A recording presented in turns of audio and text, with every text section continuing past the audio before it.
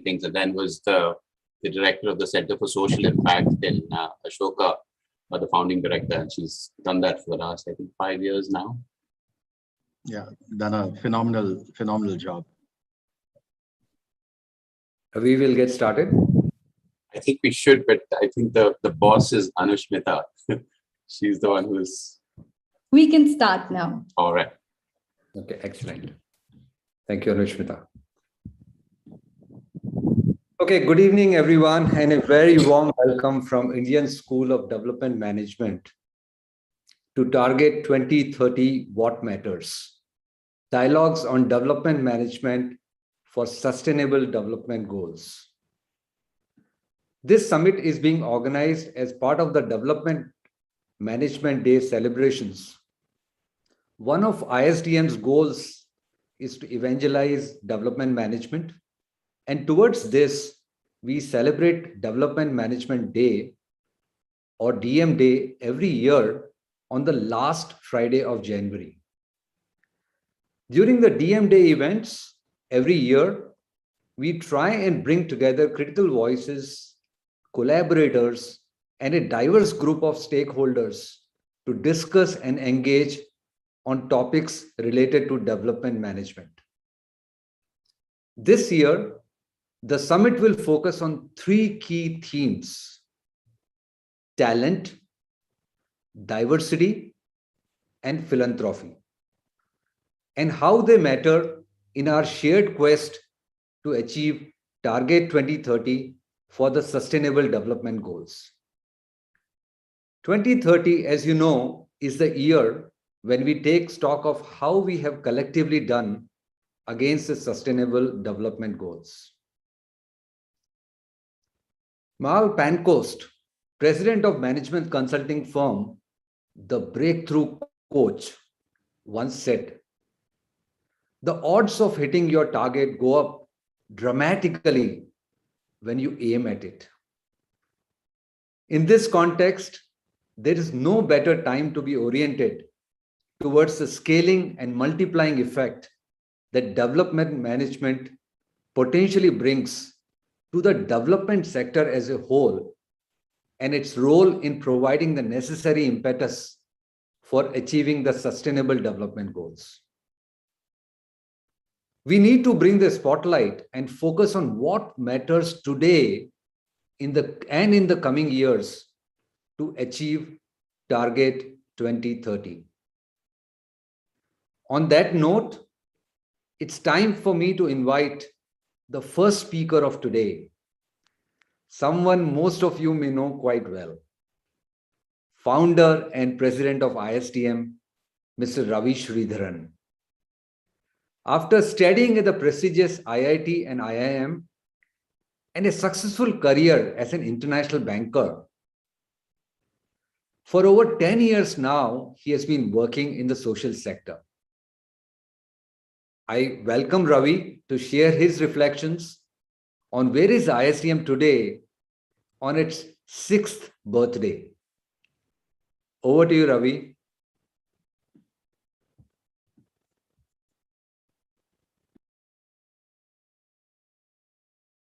Ravi, I think you're on mute.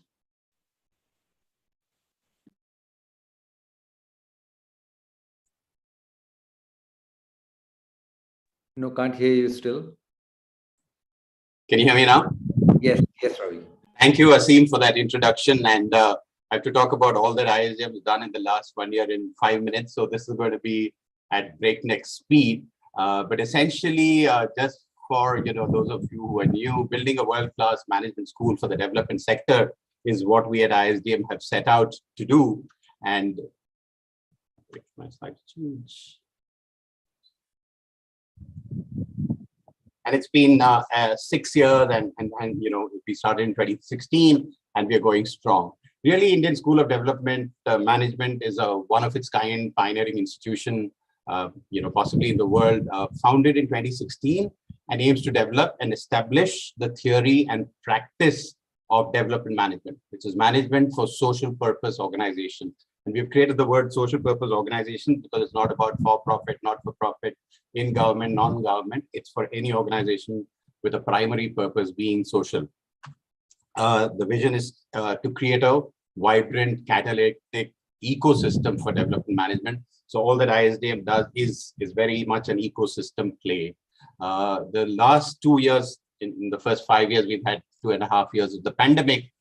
During this time, the team at ISDM have planned, invested, worked really hard to come out much stronger than when we entered the pandemic. And I'm guessing we are really fortunate and privileged to be saying that too.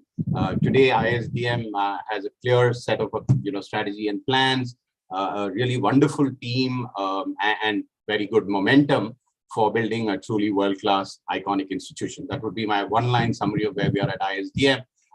Just getting quickly into what did we do in these last 12 months that made us sort of come out so much stronger. We had done 3 batches. We redesigned the curriculum, onboarded some really eminent faculty, not just from India, but from around the world. We have a very sharp operating plan, which focuses on 3 things, and I'll talk about that a little later. We have a laser sharp focus on what we will do for the next 3 to 5 years. We are investing significantly in the digital space, and we want to be a digital first institution because we believe that's the way to reach far and wide and have great impact at high quality and low cost. We have been very fortunate and very early in our journey to put together a really high caliber professional leadership team. And the intent is move ISDM from a founder-led organization to, widely professionally led organization. We do have strategy and plans for supporting and strengthening the sector, organizations, individuals, and institutions in the sector. And the strategy and plans cover from, supporting the biggest of organizations to grassroots organizations working in the vernacular across the country. And we think this is not even limited to the boundaries of this country, but it could reach anywhere across the global south.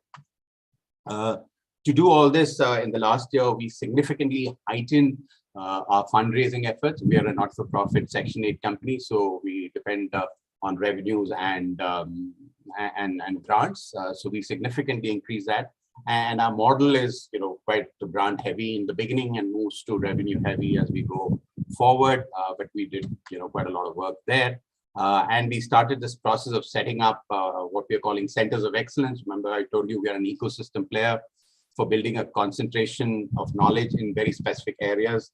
And one of them we'll be launching during this event. Here's a quick report card across the things we've done. I won't take too long, but you can just scan through my slide. Essentially, we have a really good curriculum. The last batch was again at 100% placement. Our admissions has been a challenge during the 2 COVID years. We've had to, intake almost half the size of what we were doing before that. But now we want to try and quadruple in the next year. We have a team, like I mentioned. We built a very high caliber team across the organization, the rank and file, and almost 2/3 of them have been, added in the last 12 months, and with a very, very, very careful lens of, people who can become part of a high performance team. We have a global knowledge hub where we have an ISDM research center, an ISDM case center, and a dissemination and publishing center. And we are going to launch the first center of excellence on philanthropy for social justice. We are in conversations for the next 3 centers of excellence, one on data sciences, one on social finance, and the third on ESG. Digital, I talked about, we're probably among the few institutions in the country which has a chief digital officer, a very senior person from a technical background. Our fundraising, I told you that in the last 1 year, we raised as much funds as we did in the previous 5 years. And we are fortunate to be supported by some amazing people like Media Networks, Ford Foundation, NatWest, Citi, HSBC, HT Parekh, and some really respected, high net worth individuals, the likes of Ashish Dhawan, Sanjeev Bikhchandani, and Amit Chandra, who's here on the screen with us. A lot of effort going into brand building. I think we've got a very good brand in the sector. We still need to build a much wider acceptance across youngsters, youth in this country. And I think we're moving really fast, but I think there's some distance to go there. And we do have, the good governance of a plan and a review mechanism and governance and so on and so forth. I was talking to you about the leadership team. Asim, leads our programs and operations. He's a director there. Diksha is a professional in people management, and she's a director of people management. I talked about KJ Kanwaljit, who's our chief digital officer. We have Trisha, and Trisha, interestingly, lives in Singapore. And one thing we learned in COVID is you can work from anywhere in the world. So we're fortunate to have somebody living in Singapore working with us. All of them come with incredible credentials and passion for the sector. We are fortunate to have a stellar board of advisors, which includes Ashish Dhawan, Harsh Mariwala.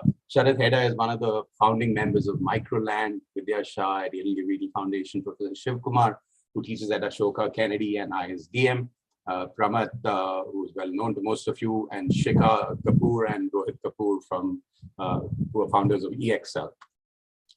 We do have amazing faculty, the likes of, Professor Kenvin Smith from UPenn, to Professor Anup Pujari, he's a retired bureaucrat, to Professor Baba Prasad, who teaches agilities, and he's from a leading school in the US.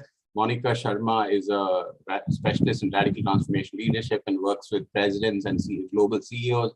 Rishi is a director of Bangalore. He teaches one of the courses.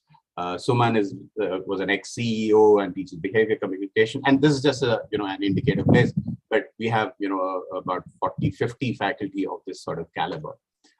These are our funding partners. We've had support from AD Chandra, Citibank, Ford Foundation, Omidyar, NatWest, HSBC, and among individuals who support us, I mentioned a couple of names. We also have Ravi Thakran, we have Rohit Kapoor, we have Sanjeev Kumar from Takshila Educational Society, Sanjeev Bikhchandani, of course, all of you know, is a Padma Shri and founder of Naukri.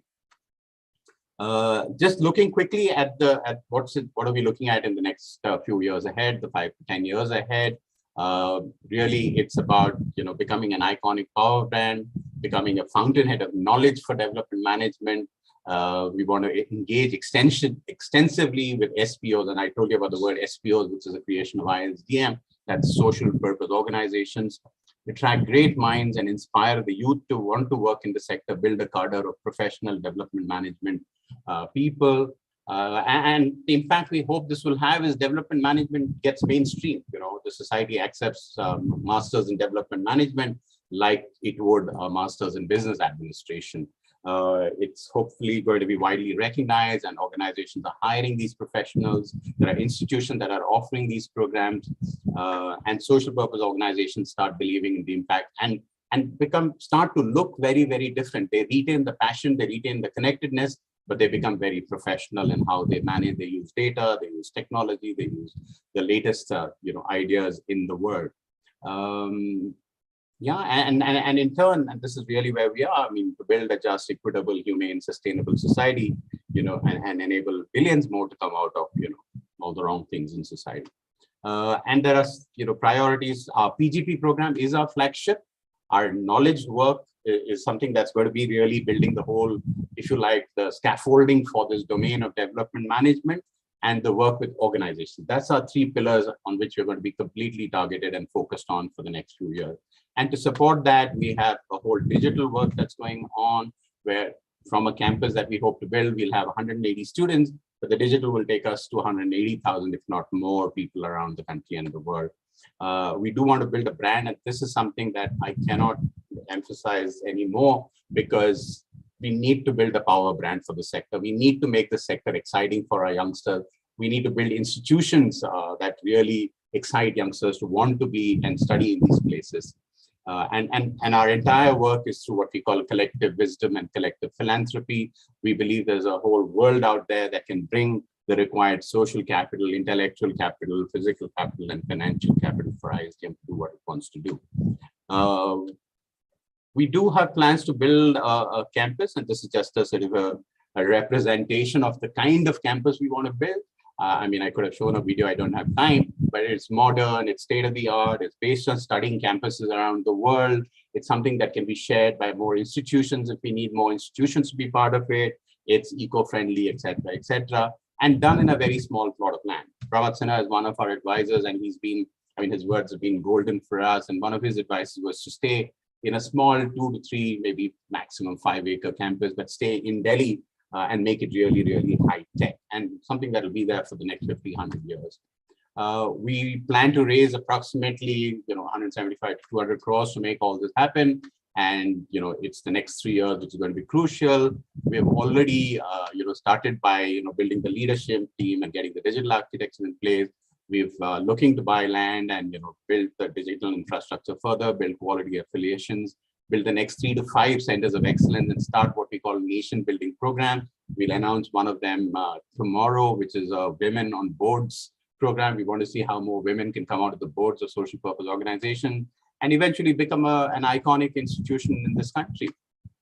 And we believe that the impact of an institution like this, then it actually, even if it increases 1%, the impact on the social sector, which spends roughly 80,000 crores a year of private philanthropy, even a 1% increase is 800 crores every year.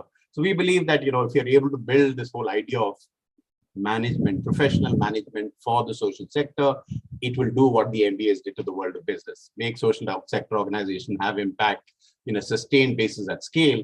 And the money is obviously not even measurable. It's going to be in excess of 1,000 crores every year, and depends on how that amount of money increases. And really want to close by thanking every one of you. It's so humbling to see such a huge audience today, some amazing people who are in our panel. Thank you for all the support, wishes, and look forward to building a first of its kind institution in the country that ends up having a global influence, something that India will show the world what a particular domain is all about, and that's development management. Thank you, and I hope you enjoy the rest of the event. I will stop sharing and I will pass the mic back. Thank you so much, Ravi. I would now like to invite Dr. Aruna Pandey, who's the Director for the Knowledge and Research Center at ISDM, to take us through the Talent Matters segment of the summit. Dr. Aruna. Thank you, Asim. Good evening, everyone. Ravi, thank you so much. It is always so inspiring to hear you speak of what ISDM intends to do and where we've been so far. Moving on to the next segment. For years now, we've all had some questions cross our minds. How do we bridge the long-standing equity divide in India? How do we spring back from COVID-19, which has set us back by a few decades in India's trajectory for equitable development? What will it take to engage some of our best minds across Samaj, Sarkar, and Bazaar in accomplishing the goals that we've set for ourselves in 2030? It is now time for the most awaited session of the evening. In today's keynote address, Mr. Senapati Chris Gopalakrishnan will be speaking on empowering India's demographic advantage for enhanced social capital. Chris is the chairperson of Axilor Ventures, an accelerator that helps startups during the early stage of their business journey. He's the chairperson of Itihasa Research and Digital, a not-for-profit think tank focused on evolution of technology domains in India, as well as the chairperson of CII Digital Council. Chris is one of the co-founders of Infosys, where he served as the vice chairperson of Infosys from 2011 to 2014, and the chief executive officer and managing director from 2007 to 2011. Recognized as the global business and technology thought leader, Chris was voted the top CEO in Institutional Investor's inaugural ranking of Asia's top executives. He was also selected to Thinkers 50. In January 2011, the government of India awarded Mr. Gopalakrishnan the Padma Bhushan, the country's third highest civilian honor.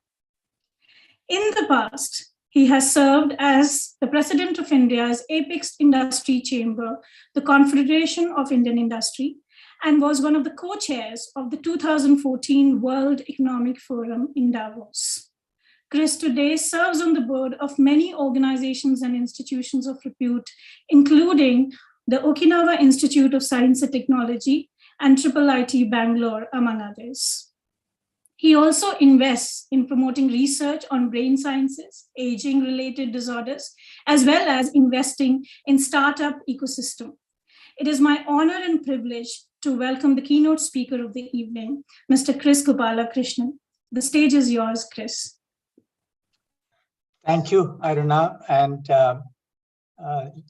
First of all, thanks to ISDM for giving me this opportunity to share my perspectives on what I believe to be one of the most important opportunity for us in India.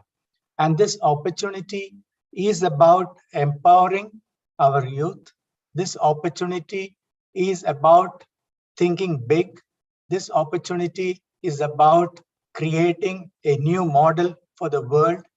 This opportunity is about moving millions of people out of poverty to become consumers, to become middle class in a very short period of time. Of course, this is an opportunity to create the engine for growth in the 21st century, which I believe India will become, like US was in the 20th century. Now, the opportunity is there. What are the challenges? And to understand the challenges, we need to look back on 20th century. Now, I was fortunate to be part of one of the drivers for change in the 20th century, which is the digital computer. I started my career way back in 1979, joining the computer industry. And from that point, that is in the last 40 plus years, we have seen digital computer permeating every part of our life, impacting every business, creating multi-billion or multi-trillion, if I may say, businesses. And in the second half of the 20th century, this is what drove US to become a $19 trillion economy, driver for economic growth in the 20th century. And the world, so from 1979 to 2021, if you look at the global economy, it went from $11 trillion to about $90 trillion. That's about 9 times growth in my lifetime, my professional lifetime. So when I look at youth today, the opportunity is to put India on this path to go from today $3 trillion economy to, we of course in India talk about a 5 trillion, but I want to talk about a $30 trillion economy, 10 times growth. In the last 40 years, the world has seen 10 times growth approximately. India has seen a growth of almost, from about $150 billion to $3 trillion today. That's about 20 times. So it is feasible. It is feasible to actually look at such a growth. Now, why that growth is necessary? All the things I talked about, the opportunity to create the growth engine for the world in the 21st century, to move millions of people into middle class and things like that, to transform lives of people. Now, why the development agenda is important, why the sustainable development goals are important, why we need a new model for development. I firmly believe that we need to rethink every organizational structures, every models that we have, every structures, every models that we have for growth. Ravi talked about social purpose organization. That has to become middle and center for every organization. That social purpose has to be part of every organization. The reason for this is, if you look at the 20th century model of development, it has left us with disparity of income, significant disparity of income under every forms of government, every form of government, whether it's a capitalist society, an autocratic society, a democratic society, market-driven society, any model that you can think of, disparity of income has significantly increased. And it has increased even during a crisis like the COVID crisis. Second, it has left us with all the challenges of climate change. because the model for development was not a sustainable and well thought out model. In fact, jokingly, somebody was saying was the triumph of technology was the challenge of climate change, because every aspect of climate change, how we optimize fossil fuel driven automotive industry, how we optimized the delivery models and the logistics models, and how we created the airlines that transport us in across the world in no time, the globalization that happened, everything that you think about which was driven by development in technology is what caused the problem. So the triumph of technology, innovation, development has left us with climate change issues and things like that. It has also created the haves and the have-nots, the digital haves and the digital have-nots, because today you cannot live without digital technology. But COVID again has shown us the need for digital technology, but it has also created have-nots, digital have-nots for us actually. So every aspect of development in terms of equity, in terms of accessibility, in terms of inclusiveness, in terms of sustainability, all of these have been challenged with the 20th century development model. Now, India is yet to develop. And let me repeat that, India is yet to develop. So we need to come up with a model for development which is equitable, inclusive, sustainable, and affordable. And affordability is also very, very important. And that, to me, is the opportunity. That's the reason why we need to rethink the development model. And I believe that we can create a development model for the rest of the world, the 7 billion people, 100% of the world's population. Whereas the development model of the 20th century really works for the top 10% of the world. Just look at the vaccine development itself. Yes, we are very happy that within a short period of 48 hours after the sequence of the virus was published, we had actually a candidate vaccine in the lab. Then it went through trials, accelerated approval processes, and a vaccine was released to the world within a short span of 10 months to be used on people. But that vaccine could not be used in almost 90% of the world.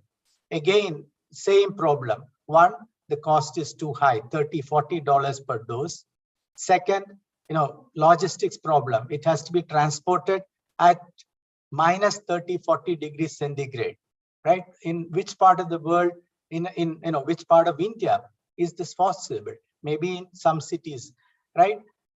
India stepped in and created a vaccine that can be transported in ordinary refrigerated vehicles and things like that, which cost just $2 or $3.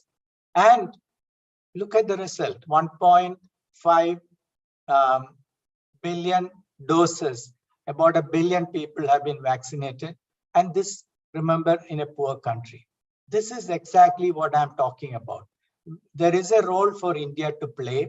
There is a role for India to make the solutions affordable, inclusive, and accessible to all the people. And of course, we need to address the issue of sustainability also. So when we think about, how do we look at every aspect of development, in terms of transportation, right? What is the right model for us in India? Is it on a per person, a vehicle? Every individual has a vehicle. Then we need to probably rethink about our roads, etc. There won't be any place where you can drive because all our roads will become parking lots, right? So we need to rethink solutions, and this is what I believe the development model that we need to create for India and for the world. And that's the reason why I believe that we need to think about the model that is important for us and for every industry, every sector, every aspect of our life, and make sure that the solutions that we come up with, at least within the context of India and within the context of a developing country, is the model for the 21st century. Now, if I come to the question of the skill sets that are required, the talent that has to look at these things, etc. Of course, digital today is given because we need to take advantage of digital technology. But to me, even more important than digital technology, I would put empathy at the top, because without empathy, without you putting yourself in the shoes of the consumers, the customers, the citizens, the ordinary people, you are not going to come up with the right solutions. If you can actually step into the shoes of your customer and the consumer, citizen of the world, I am quite sure that you will come up with the right solution. And this is true for every business. And that's why I said, every business is a social purpose organization. Every person has to be empowered to deliver to their fullest potential. And to deliver to the fullest potential, another capability that you need to develop is, of course, listening, learning, etc., but also to understand from the experiences of other people. Now, what is management? To me, management is encapsulation of experiences of other people, encapsulated into tools, techniques, algorithms, models, processes, templates, ways in which they have shared with us their learnings and their experiences, such that we can use that knowledge faster, cheaper, better, and we don't make the same mistakes that others have made. We are able to then focus on things that have not been thought of, come up with new models, come up with new innovations, come up with new solutions, etc. And that's the reason why management science is a science to me. It is something that needs to then be inculcated into every person, especially every youth, as they think about their future. Now, to me, the history of humankind is actually the history of use of tools and technology, right? To do things faster, cheaper, and better, and management science enables us to do this actually. Now, if we are able to come up with a new model, if we are able to empower our youth with the skills, the knowledge, and the empathy that is required, if we are able to find solutions, creative solutions, innovative solutions to the development goals that we have set to ourselves, how do we create a society that is sustainably consuming rather than consuming to create a growth economy, right? There's a key difference between these two. We need to think about these things very carefully and come up with the models. But if we are able to do this, I strongly believe, and this is what I tell you today, you have the opportunity in the next 30 years to create an India which can become a model for the world, create an India which will become the driver for the 21st century. India is 20% of the world's population. 20% of the world's population. Today, India is probably less than 2-3% of the global GDP.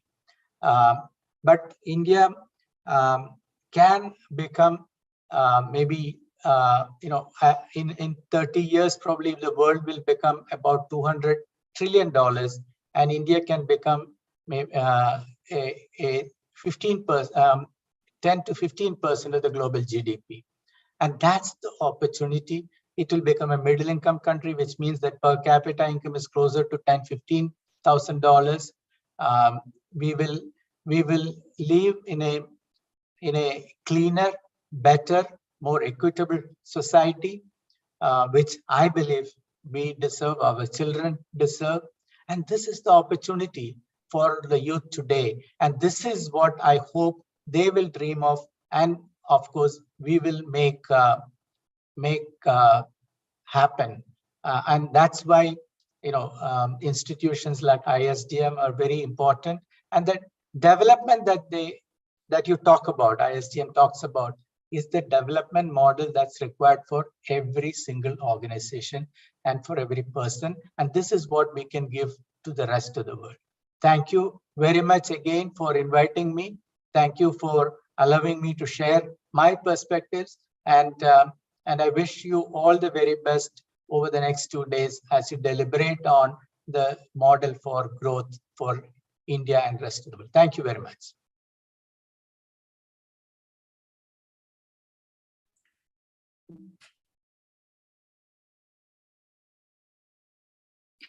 Thank you so much, Chris. That was extremely insightful for all of us. And the chat is pouring in with comments from the participants. We definitely need to reorient ourselves to design and develop innovations and solutions that resonate with local context and inequities that we currently face in our country. I believe management sciences, this has also been one of the core beliefs of ISDM, and we really resonate with you when you say that management sciences can enable us to maintain a lens of empathy and equity, as well as leverage the power of technology and creative mind of the young. Extremely inspiring to listen to some of the ideas that you have shared with us. Thank you so much, Chris. It is now time for the next segment of this evening. People are central to organizations. Effective talent strategies have been known to enable organizations to contribute meaningfully and effectively towards our vision of enduring impact. Our today's panel on building an ecosystem of talent towards achieving Target 2030 brings an exciting conversation on some of the key questions that have for long been at the core of our discussions with most leaders in the sector. How do we inspire the brightest, committed, and the most capable talent to join the sector? How do we foster an ecosystem that will allow us to nurture talent for inclusion and impact? What will it take to build resilient and effective organizations? It is my immense pleasure to introduce you to our moderator for the panel, Ms. Ingrid Srinath. Ingrid, the Director Center for Social Impact and Philanthropy at Ashoka University. She's an advocate of human rights, social justice, and civil society for the past. A graduate of the Indian Institute of Management, Calcutta, Ingrid transitioned into from her 12-year career in advertising to the nonprofit sector in 1998 with Child Rights and Youth. In the past years, Ingrid has served as the Secretary General of Civicus, World Alliance for Citizen Participation. Her illustrious career includes many years in leadership roles across leading SPOs in the sector. She also serves on the board of several organizations of repute, including the advisory board of the UNDP, the World Economic Forum, and the Young Lives Project at Oxford University, amongst others. Welcome, Ingrid, and over to you. Thank you, Aruna, and thank you, ISDM, for hosting this. It's a critical conversation, and it could not be more timely. Almost no one who works in or with the social sector in India needs reminding of the constant struggle to attract, nurture, and retain the increasingly complex skill sets and motivations that we so urgently need.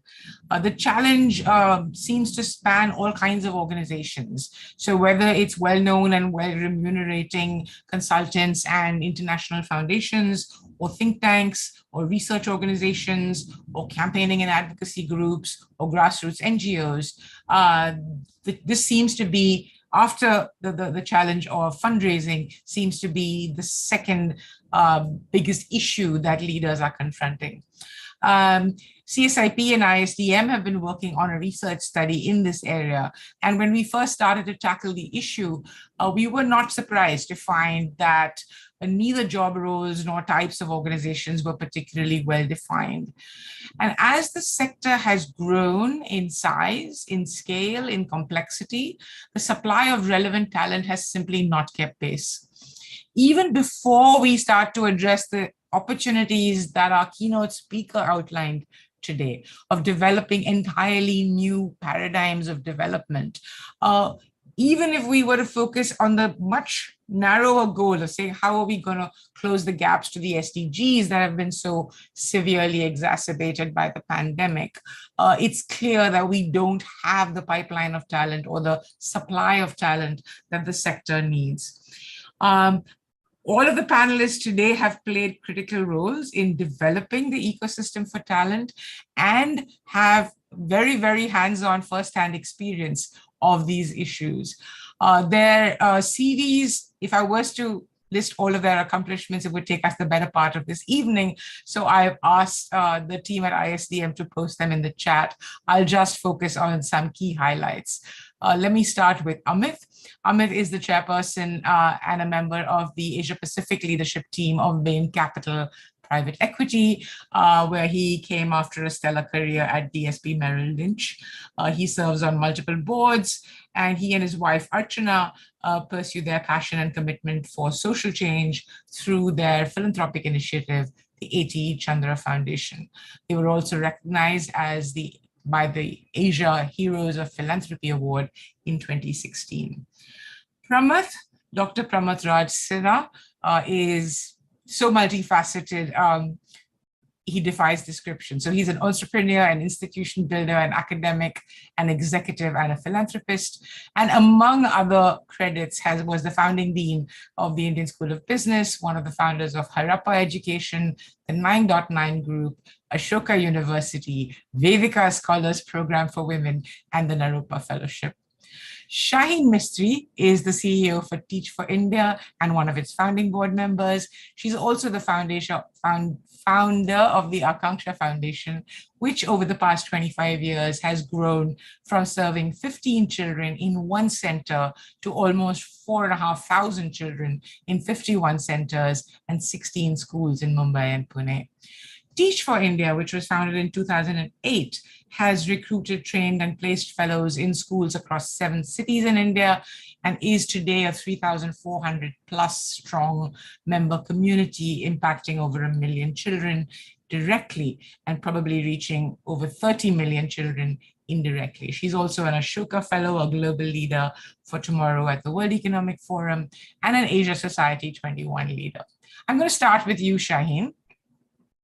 The organizations that you founded and led have each helped to attract, to nurture individuals as fellows, as employees, as volunteers, who've then gone on to serve the sector in multiple ways, including founding their own organizations.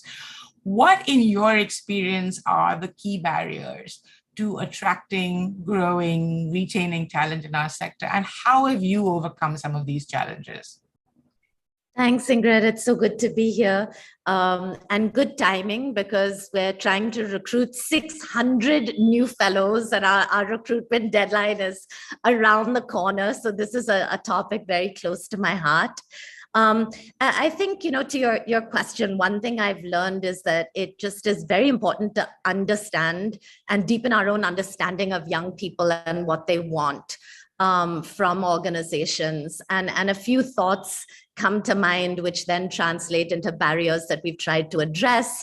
I think the young person today really wants to have impact, social impact, but at the same time, the young person today sees work as one aspect of their life. So figuring out wholeness in a young person's life. I think compensation is important. At the same time, constant learning seems really important to young people today, perhaps even over loyalty and depth, the ability to do things that are new, to learn. I think culture is increasingly important to young people coming into the workplace. Diversity, equity, the ability to raise my voice, the autonomy I get. So lots of changes in the demands of people coming into the workplace. A few things I would say are key barriers, and this is really speaking from our own experience. One is that the work is just challenging. And I think when you go to the closer you get to the ground in some ways, the more difficult it is, the work, not just skill set wise, but emotion wise. And I think being authentic about that when you bring people in, knowing that it's not just about recruiting people, but also making sure they perform and also making sure they stay. I think we've tried to just be really authentic. So our recruitment campaigns are you ready for a challenge? Come into a classroom, talk to a fellow, understand what it means to be on the ground, but not shying away from the challenge. At the same time, the other side of it is, can you therefore, because it's so challenging, to create a culture within the organization that allows for the development of the whole employee and the whole person. And we've tried to do a bunch of different things, loosely called our Caring for People initiative, from sabbaticals to downtime off, to encouraging weekends and leave off, to counseling support for people that are working especially close to the ground, to, of course, a big focus on hiring strong managers, because I think that makes or breaks your experience, especially as a young person coming in. The second barrier is still compensation.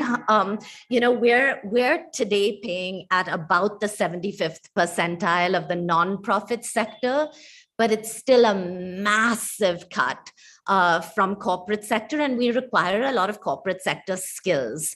So I think there again, what we've tried to do to the best of our ability is constant benchmarking with the sector, building a case with our board and others of the need to pay people well, and just trying to the best of our ability to justify higher compensation. The third that I would point out is the ability to see impact. I think in the social sector, it's really hard. Like often you plant seeds and the impact will be seen perhaps never by you. And so how do you help people really like set goals, break things down into milestones, understand the role of faith in the work as well as measurable impact, learn how to see qualitative impact as well as quantitative impact. So I think that speaks to having a strong performance management system and really working with people to be able to see the progress they're making and celebrate the small steps. And finally, to the barrier or the need for voice, for culture, I think just making a really strong investment. I spend a lot of my time personally thinking about how do values not stay on the wall, but how do they break down into actions? How does that get reflected into everything from how we hire and the questions we ask to how we look, what we look at during the performance management appraisal system, lots of spaces for open voice, lots of anonymous surveys to really get people to express in different ways what they really believe and want from their workplace. So I'll stop there, Ingrid. It was a big question, but hopefully that gave light to some of the challenges and what we're doing. And if I can sort of just list some of them. So you're saying, going back in reverse order, really strong listening mechanisms, aligning your internal systems with the needs of this generation, authenticity across what you're doing, actively building that culture that promotes engagement, agency, and learning. And of course, then addressing the remuneration problem as to the extent possible. I'm going to come back to you, but Pramad, if I can turn to you for a minute. You've helped many ventures get off the ground, and many of those ventures are focused on actually generating a pipeline of talent, not just that's going to work immediately in the social sector, but to speak to Chris's point earlier, which is socially aware human beings, regardless of what sector they eventually deploy their talents in.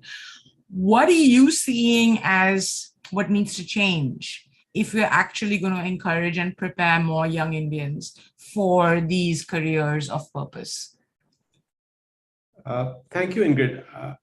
I think a lot of the points that Shaheen has made are probably relevant to what I have to say as well. I'll just perhaps approach it from the perspective you're, I think, nudging me to, which is what needs to change in the way we educate and guide youngsters.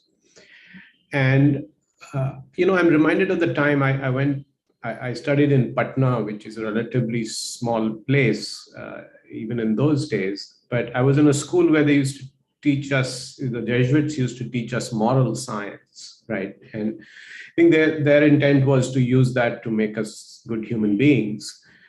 I don't know how well that worked, but it was almost like, the reason I'm bringing that up is you almost need to make development part of mainstream education. So people understand that if you are actually in school and a decent enough school, and Shaheen will bear me out, you almost have a responsibility. You are just too privileged already. There's nothing to do with your socio-economic background. It's just the virtue of the fact that you're getting a good education, you have to use that education to solve some of the larger problems in the world.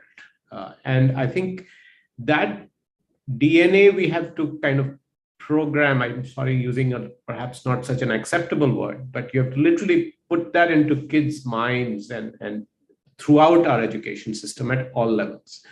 Now, that's very nice to say as a principle, and I'm sure others have said that. How do you actually do it? And in my mind, to my mind, there are 2 or 3 things that at least I have seen work at the higher ed level, which is where I've been involved. In fact, most of my programs have been at the postgrad level. So, if you can even fix it there, I feel, if you go further back, you can actually make a transformational change. There, what I've found is what people are looking for is really 2 things. They're looking for challenge. Everybody fancies that they are smart and they are a good problem solver and, want to engage, at least young people, most young people want to engage on tough problems and be able to seem to be solving them and exercising their brains, at least in their 20s and 30s. But of late, I've also noticed that people want more than that. They want growth. They want to work in places where they will learn, develop, expand their capacities, capabilities. And the last and the third thing, which is a new phenomenon I'm seeing, and when Amit and I were growing up, we were told to just go out and succeed. And we kind of took what came our way and grabbed it and held on to it. I think now people are asking very fundamental questions about meaning and purpose, right? And it's actually quite stark for me because, I don't think I asked about meaning and purpose till I was in my late 30s. And it wasn't that I came from a privileged background or anything, but all I was focused on was career, success, and money and wealth and so on. So I think you have to somewhere answer these 3 questions in the context of the kind of work and the kind of leadership we are talking about. And so again, the challenge, and I think we have enough in good measure to satisfy these requirements. We just need to connect the dots for people, right? That listen, if you are in college, if you're so smart and if you're worth the salt you claim you are, then you should be solving some of the toughest problems. And these are some of the toughest problems in the world. And if you don't work on it, who will, right? So driving that sense into people. Second, getting people to understand, and this is where building organizations like the one Shaheen is building is, hey, if you go there, you will grow as much as you would if you went to Bain, right? And develop and grow. And I think that's very important. So we need the organizations, and that's why you need development management as a discipline that focuses on people's growth and so on. And finally, that listen, we'll help you find purpose and meaning. You know, purpose and meaning doesn't grow on trees. So ultimately, you have to go discover it for yourself. And it's these kinds of organizations can help you get there. So I would say that that's what, in some measure, we've tried to do in the programs. I don't want to get into the how of it, but I think that's, to me, the essence of how you build that DNA from day one. And what my experience comes from higher ed, but you could actually translate that right to the junior levels. I hope that answers your question to some extent. To some extent. I'm going to turn to Amit because I noticed that we have about 10 minutes left. So Amit, you bring a somewhat unique perspective to this discussion because you're one of the few philanthropists that actually has made investing in capacity building and institution building a priority in your philanthropy. What have you learned that you think other funders should be paying attention to, and how, if at all, has COVID changed the point of view among philanthropists? Thank you, Ingrid. Let me try to actually build a little bit, starting off on what Chris was trying to actually articulate. It's actually quite remarkable what the Indian IT industry has been able to do for the country. But I don't think much of that would have been possible if it wasn't for the immense body of talent that existed in the country. Now, much of that body of talent, Ingrid, was actually untrained. And it was the huge amount of training schools that got set up in the country, the Apples and the NIITs of the world, who helped large number of companies like the Infosys and the TCSs and the Wipros of the world. And then, of course, these companies were able to actually set up in-house, training programs of immense scale to actually shape some of this talent and then build remarkable global leading companies. Now, why is all of this important to the social sector? We have remarkable aspirations for the social sector. I don't think anyone will deny that social sector problems are far more difficult to solve than any business problem. But who's actually training and equipping these social sector leaders and the next in line people the way we have actually trained corporate leaders and the next in line for solving these problems? And this is a question that, Archana and I asked ourselves when we started actually thinking about this issue in a sort of systemic way. We obviously had not much of money, when we started thinking about this. And so we thought very hard about, should we actually start, going to the point Shaheen was making, just compensating people a lot more in the organizations that we were involved with. But we realized we could only lift a few boats with that. So we decided that instead of doing that, we'll actually start investing in building training programs. We started with one, we realized it actually worked. We started, supporting two, and over time, we've now, support 12 training programs. I think somewhere around 3,500 to 4,000 leaders have gone through these training programs, over a 10 or 15-year journey. We've set up new goals for ourselves. This year, the first training program in vernacular got established via Common Purpose. We have a goal that by 2030, at least 10,000 leaders should be trained in these training programs. Unless we have a social sector which is really equipped with leaders who are well equipped with the tools that corporate leaders and their next in line, have, I don't think we will we have the right to ask, not-for-profit organizations, are you really performing at an optimal level? So I think we have to basically really invest in the capacity, and that's one lens by which we are doing it. There are other lenses that we are doing it as well. You talked about institution building.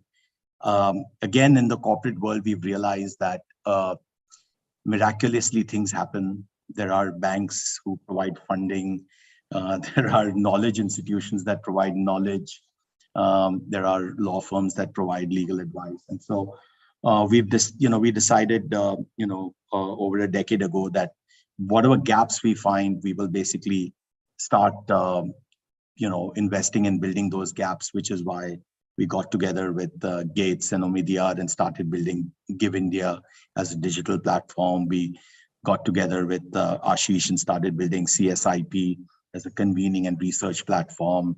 We got together with other like-minded people and started building IDR, including CSIP as the main partner. I think it's very important to take this systemic approach and to build important gaps, particularly when you don't have much of resources.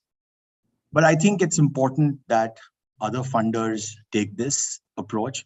And I think it's very important in my mind that the not-for-profit leaders as well awaken their supporters to do the same thing and get investments for investing in the capacity of their own organizations. Because often what happens is they ask for a lot of investment in programs, but it's investments in non-program expenses that our realization has been helps organizations really grow and prosper. And so, at this point of time, we are trying to really, make a lot of investments in awakening both funder as well as not-for-profit networks to get them to realize that this is really, really critical. So there's a lot of messages in the chat resonating with the idea that we need to, sort of start young, get people engaged at school level, have volunteering programs, including compulsory volunteering, whatever that means. It's like compulsory philanthropy. I can certainly confirm that one of the things we found at CRY when we looked specifically at corporate crossovers, the MSWs were the MSWs. They had chosen this track early. But when we looked at people who migrated from the private sector, and we tried to find anything that they had in common, because they came from so many different skill sets and industries. One thing that ran across all of them was they'd had a deeply immersive volunteering experience when they were in high school or college. So investments there, I can speak from experience, do pay off. There's a question, I think, around, and this was from R. Prakash, which is, how do we even let people know of the spectrum of needs that the nonprofit sector is seeking? So I'm a lawyer, I'm an accountant, I'm a techie, I'm whatever, an HR person. How do I think for most people, their perceptions of the sector are still driven by, I don't know, Mother Teresa and Baba Amte or something, which is you've got to be this self-sacrificing, noble person to join the sector, as opposed to the reality, which is we need data science people and lawyers and finance experts. And so how are we going to bridge that perception gap between how the sector is perceived and then letting people know that there are actually opportunities for their talents? Anyone, whichever of you wants to speak to that. Pramath, I'm going to pick on you. Yeah, I was thinking, I don't know if I have an answer. At least I have assumed that people who are interested are able to find such opportunities. It's more a question of how do you trigger that interest? If that's what the question is, I think if you've not been able to do that through the education system, then that's kind of a missed opportunity. And that's why we are trying to create some of these programs and so on. So I don't know if there's a silver bullet to solve that problem that I can think of, unless you create some sort of and I think Shaheen mentioned it on the chat, you sort of create a national mission around development leadership or social change leadership, or, almost have a conscription program. I'm building a university in Nigeria, and I didn't realize that after graduation, people actually have to go and work in a nonprofit job as a requirement. Like in Israel or Singapore, you have to go to join the army. Here, you actually have to go and work in a nonprofit or a government department in Nigeria. Every young person has to do that. So maybe that's the silver bullet or hard answer. But yeah, I think I don't have any other particularly good ideas. I don't know if Amit or Shaheen would like to add to that. Or even more generally, Amit, Shaheen, is there a game-changing idea that would specifically help us to widen and deepen this talent pool that we're seeking? Shaheen, you want to go? I have a thought, maybe. Go ahead. I have rarely found someone who really wants to work in the sector not find a home. I mean, most of my work is now with farmers, and you find me a person who wants to do satellite engineering, and they can do geomapping. I can use scientists for a lot of the work we do in agri-science. Data engineers we need all the time. M&E is a core of a lot of the work we do. Field work is, of course, absolutely paramount.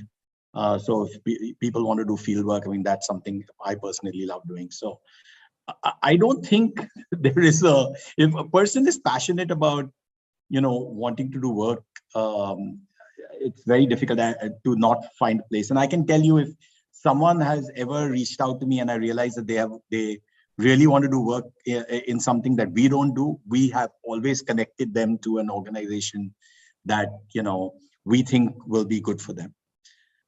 So I've rarely found something where someone not finding an opportunity. And I know someone who I look up to a lot is right now working on a path-breaking idea where they're going to create a volunteer portal which will connect things in a more efficient manner. So we've got a Peace Corps equivalent from Pramath, or that sort of model, and then there's the sort of platform type idea from Amit. Anything you want to add to that, Shaheen? Or do you want to endorse one or more? I mean, I'm going to endorse the Peace Corps idea. I think as someone, Ingrid, probably what you were saying, I started volunteering when I was 12 years old. I think it fundamentally shifted my life. And I think if math and language can be compulsory, why can't service be compulsory as a part of what you experience growing up in school? But I also think on the other side that, like Amit's point on capacity building, like specifically for NGOs to learn also how to tell the story of what they do, it's really hard. Like, I've been doing this work for 30 years. I still struggle to actually communicate clearly and crisply like what Teach for India does and what we actually need. And it does feel like there's the need to build capacity on that side as well. Thanks, Shaheen. I'm going to just quickly take a look at some of the questions that have come in.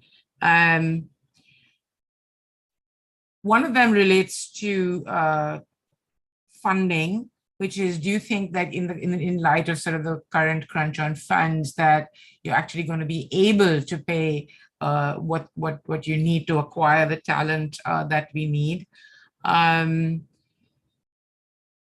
Aarti Madhusudan, do you believe that we could inspire more people to participate if we demonstrate that it's good for them in some way? So just feel free to pick any of these questions and go for it. Why is it that from Sajid, why is it that despite recognizing leadership transitions to be one of the most important aspects of talent management, organizations continue to struggle and most often fail at it?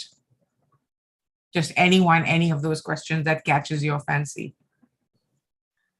I think leadership transitions generally fail because board members don't ask leaders tough questions, and leaders are often very insecure about letting go.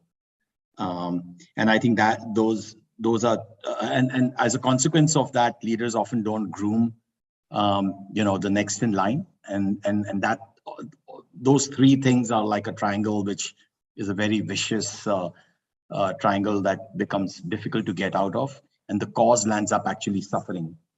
And I've seen this in many organizations.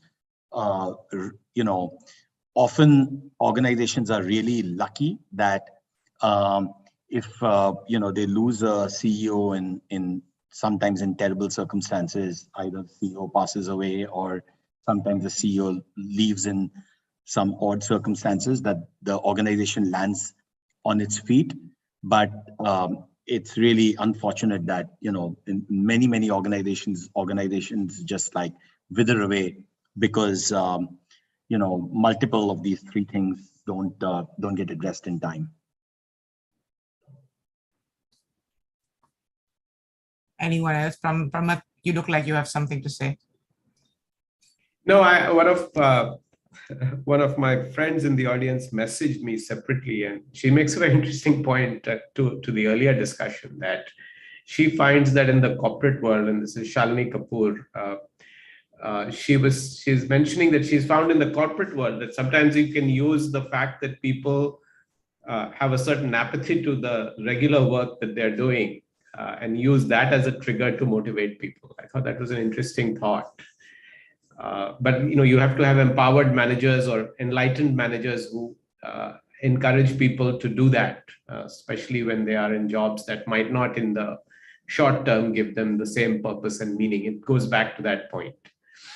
I know I've seen, at Bain Consulting, for example, in the US, it's actually a reward. So it's only the top 1% of performers that are permitted the opportunity to volunteer with Habitat for Humanity. So it becomes a performance incentive that you will get to do this on company time if you're in the top 1%, which is a complete switch around to, if you're burned out and bored, then you need to look at the social sector.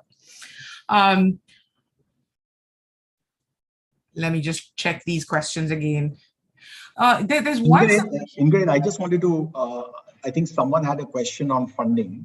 Yes. Yeah. I just wanted to address that question. I know that's an important question that resonates on a lot of people's mind, and fundraising has been a big issue. One of the things that I think, people don't invest in is actually fundraising capacity. And I think it's really, really important to invest in fundraising capacity. And often that frees up the CEO's time. A huge amount of time we've realized of the CEO gets taken up in fundraising, and CEO is often, clearly the most, competent person who holds, the purpose of the organization together. You take away her time, and a lot of the operations land up suffering, and many of the donors want to see her all the time.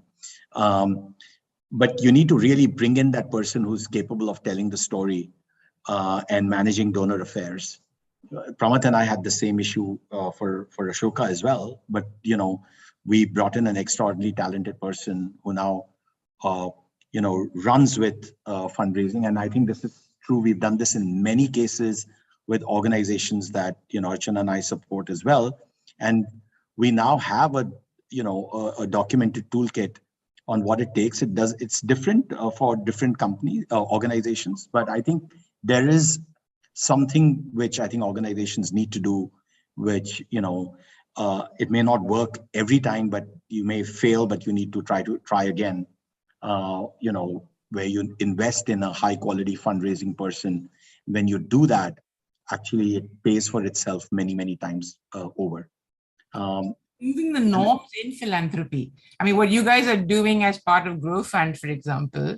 Yes, where absolutely. you're saying philanthropy itself needs to revisit its priorities and say, if you're going to expect impact, then you're going to have to invest in capacity. Absolutely. I mean, the Grow Fund is an example, and hopefully there'll be a lot of case studies which will emanate from the 100 organizations that we're supporting out of that fund. But even with the organizations, 40 or so organizations we have supported outside of that, there are lots of case studies. We have with Satwa published, for example, the matching grant, case study toolkit. There's so many examples of how you can actually maximize, just fundraising capability and capacity. And I think it's important for organizations to learn from that. Everyone kind of tries to reinvent the wheel. One last question before I say thank you to all of you, which is, do you see technology playing any particular role in addressing the talent gap or enhancing capacities in the sector? And of course, it has to. I think we almost have to use technology as people are using it in other fields to actually bridge the gap, to build flyovers and to leapfrog, because I do think I'm converted and I feel like, of course, you don't have to be over exuberant about and over optimistic about technology, but I think being able to work remotely and being able to build capacity online and so on, and of course do it in a hybrid and blended model is the most powerful way to do it. It's been proven in other places and we should definitely leverage it here. Thank you, Prama. I'm going to thank all three of you and spend 5 minutes just talking about this project that CSIP and ISDM have been collaborating on, which is called Benchmarking Talent Management in the Indian Social Sector, which aims to address some parts of this problem that we've been talking about. I will share my screen. Thank you, Ingrid. Thank you, Pramod. Thank you, Amit. Thank you, Shaheen. So quickly then to just talk about this project, what we're looking at, or as a longer term vision here, is building a knowledge infrastructure that allows nonprofits to manage talent. And some of the goals that we've set ourselves for this project is, how do we get nonprofits to really reorient their talent strategies? How do we equip organizations to better attract, nurture, and retain talent, what we've just been talking about? How do we enable a better understanding of the things Shaheen talked about, which is how do we build a greater understanding of the key drivers of talent? How do we enhance professionalism and transparency in talent practices in the sector? And how do we get resources to be used more strategically to get philanthropists, for example, to make more informed investments in talent infrastructure? And there are 4 things that the project will deliver when it's complete. The first is a repository of good practices and case studies in talent management. So really pulling out the exceptions, the people who are bucking the trend, and point out what they're doing differently. We will, of course, be creating a comprehensive database of compensation across different kinds of organizations and different roles within organizations, informed then by insights of what is actually driving talent in the sector. And in order to get there, we first, of course, need to create a typology of organizations and a typology of roles. We've already onboarded over, I can't remember, Aruna, 100 organizations.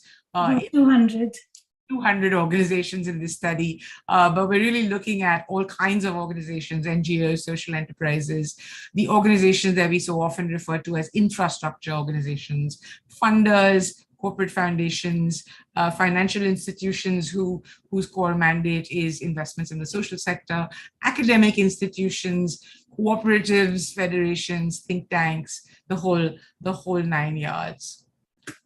I'm sorry, my keyboard does bad things to me. And if you want to know more about the study, this is whom you should write to. That's it from me. Thank you, ISDM, for having us. Thank you so much, Ingrid. I think this is one of the most insightful panel on talent that we've heard in recent times, and really looking forward to working on the study and some of the suggestions that has come through from the panel. Thank you, everybody. The study that Ingrid has spoken about is definitely, I mean, inarguably, it will enable leaders and managers in the sector to be able to take informed decisions on talent practices, on how to attract, hire, nurture, and retain good talent. Feel free to reach out to us, to ISDM and CSIP, if you would like to participate in the initiative. Thank you for joining us in this segment. Over to you, Asim, for the last leg.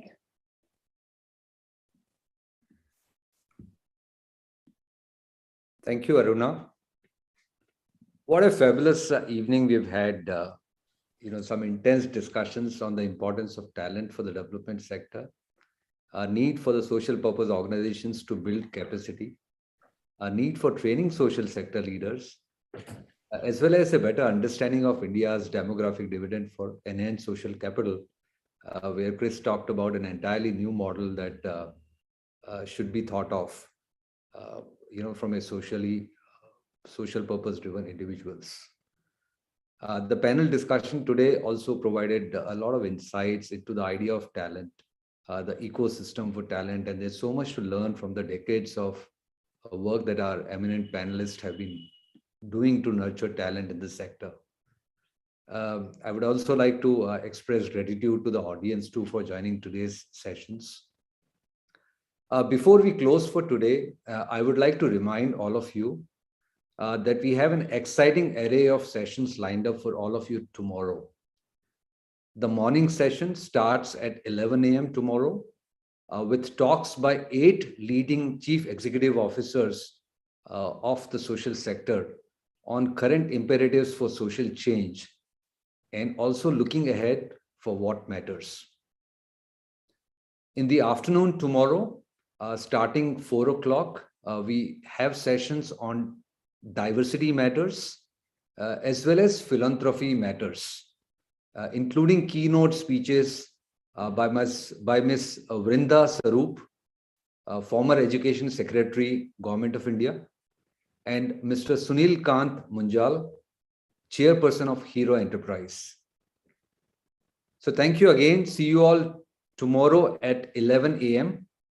Bye for now. Have a nice evening.